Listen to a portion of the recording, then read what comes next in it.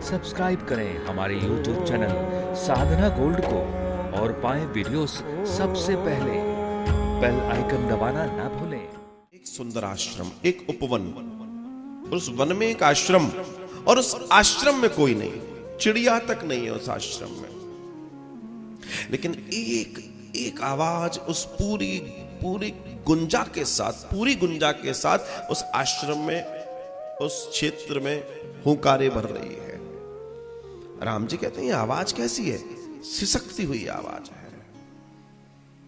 और उस सिसकती हुई आवाज को सुनते सुनते सुनते सुनते सुनते सुनते एक पत्थर की शिला के पास पहुंच गए श्री राम जी, लक्ष्मण जी और विश्वामित्र।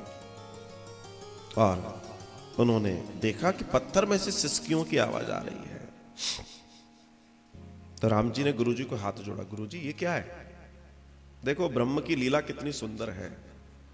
जो ब्रह्म पूरे ब्रह्मांड को कई कई बार बनाता है, क्षण क्षण बनाता है, अनेकों अनेकों बार बनाता है, वो गुरुजी से कह रहा है गुरुजी बताइए, यही तो राम की मर्यादा है, यही राम की मर्यादा है। इसी से तो राम राम हो जाते हैं, इसी से तो राम के आगे साष्टांग हो जाने का हृदय कर जाता है। राम जैसा कोई नहीं। गौतम नारी श्राप बस उपल देह धरी धी, चरण कमल रज चाहती, कृपा करो रघुवीर। हे रघुवीर कृपा कीजिए। ये गौतम ऋषि की नारी अर्थात पत्नी है, और ये आपके चरणों की रज चाहती है। आप कृपा करके अपने चरणों का स्पर्श ने दे दीजिए, इनका कल्याण हो जाएगा। और जैसे ही राम जी ने सुना कि ऐसा करना है, राम जी 4 कदम पीछे हो गए। ये मैं नहीं कर सकता, ये ऋषि पत्नी है, ये ब्राह्मणी है, मैं इन्हें अपने चरण नहीं लगा सकता, ये तो घोर पाप हो जाएगा, मुझे ब्रह्म पाप लगेगा, नहीं ये मैं नहीं कर सकता।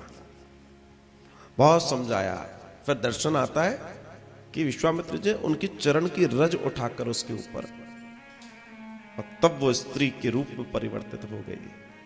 और ठीक सामने राम जी खड़े हैं, और वो नारी हाथ जोड़ के बैठी है, मुझ पर कृपा कर दी प्रभु, मुझ पर कृपा कर दी, मेरे पति ने मुझ पर कृपा कर दी। लोग कह रहे थे श्राप दे रहे हो, मैं भी सोचती थी कि श्राप है। अब बताओ, मैं पाषाण हो गई, मैं पत्थर हो गई, लेकिन आज पता पड़ा कि उन्होंने मुझ पर कृपा कर दी थी, आपसे मिलन हो गया। सोचो, मैं इसलिए बार बार कहता हूं उन सभी लोगों को, कई बार फोन आते हैं कि साहब कोई पानी तक नहीं पूछने वाला, सब अपने अपने कक्षों में मस्त हैं, 2-2 3-3 बेटे हैं, ना खाना पूछते ना ये पूछते, और ज्यादा कुछ बोलो तो कहते हैं कि जाओ कहीं, तुम्हें मर्जी हो वहां जाओ। तो मैं उनसे एक ही बात कहता हूं, उनकी बात को पॉजिटिव लो और उनमें कन्हैया का दर्शन करो। तुम वैसे तो अपने आप को छोड़ोगे नहीं, वैसे तो भगवान का नाम लोगे नहीं, तो इस बात का ही दर्शन देख लो कि चाहे विरोध हो रहा है, लेकिन तुम्हें वृंदावन जाने को मिल रहा है। और क्यों सोचते हो इतना, क्यों उनको बुरा कह रहे हो? उनको उनकी करने दो, तुम क्यों बुरे बनते हो भाई? उन्होंने जो करना है उनके हिसाब से चलने दो। तुम यहां आकर जिंदगी भर रो बैठ के कि नहीं मेरे बच्चों ने ऐसा किया, मेरा बेटा ऐसा, अरे तुमने अपना कर्म किया, उसने अपना किया, लेकिन विरोध ही सही। तुम वैसे तो नहीं निकल रहे थे ना, उन्होंने निकाला, उन्होंने कुछ किया, लेकिन तुम्हें धाम मिला ना, और धाम मुक्ति देता है ना। अब क्या चाहिए?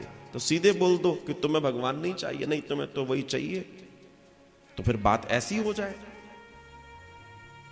लेकिन अगर ऐसी स्थिति बन रही है तो उसका विरोध मत कीजिए, उसका स्वागत कीजिए। वारे गोविंद, तूने भी क्या हिसाब किताब का गोला घुमाया है, अंतोगत्वा अपने पास खींच ही रहा है। चाहे कैसे ही पहुंचे, हमें तो कृष्ण तक पहुंचना है। हमें तो ईश्वर तक पहुंचना है। कोई बैर भाव से पहुंचे, कोई प्रेम भाव से पहुंचा। कोई कहता है पहुंचा कोई काबे से, कोई दैर से पहुंचा। उर्दू में दैर मतलब मंदिर होता है।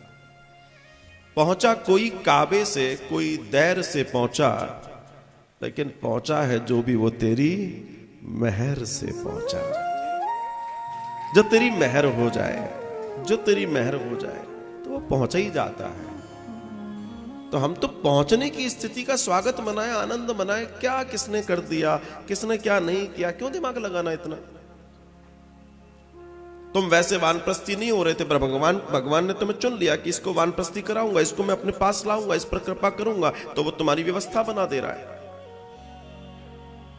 आप देखिए, कल्पना करके देखिए इस विचार पर। मैं कई बार सोचता हूं, मैं बार बार कथा में ये कह रहा हूं कि ना मुझे ये मालूम कि यहां कौन आकर रहेगा, ना अब तक मुझे नहीं मालूम कि वो कक्ष किसके लिए तैयार हो रहे हैं। मुझे अभी भी ये नहीं मालूम कौन वृद्धजन कहां से आएंगे, क्या रहेंगे। पर एक चीज मैं देख रहा हूं, कुछ लोग फोन करते हैं, जी हमारे तरफ से एक कक्ष बनवा दीजिए। क्यों बनवा दीजिए? वो आपका चल रहा है ना, तो उसमें वो लोग रहने के लिए आप बोलते हो हमारी तरफ से एक कक्ष। मेरा कहने का तात्पर्य समझिए मैं क्या कहना चाहता हूं। तो उनके हृदय में ये भाव किसने पैदा किया? तुम्हारे बच्चों के हृदय में भाव ऐसा पैदा हो गया कि गड़बड़ हो गई, चलो कोई बात नहीं, वो भाव भी तुम्हारे पक्ष में है और वहां से तुम्हें निकाला जा रहा है। और या गोविंद किसी के हृदय से ऐसा काम करवा रहे हैं कि तुम्हारे लिए व्यवस्था भी करवा रहे हैं। अब बताओ गोविंद का न्याय किससे सुंदर हो सकता है? इससे बेस्ट, इससे सुंदर, इससे बेहतर क्या हो सकता है? यही समझना है। और जो जीवन में ये समझ गया वो सब समझ जाएगा, वो आनंद हो जाएगा। तब गौतम नारी श्राप मुक्त हुई, भगवान ने आशीर्वाद दिया और गौतम ऋषि जिस लोक में थे उस लोक में, अपने पति के लोक में उनको जाने का सौभाग्य मिला और वो आनंद से भर गई।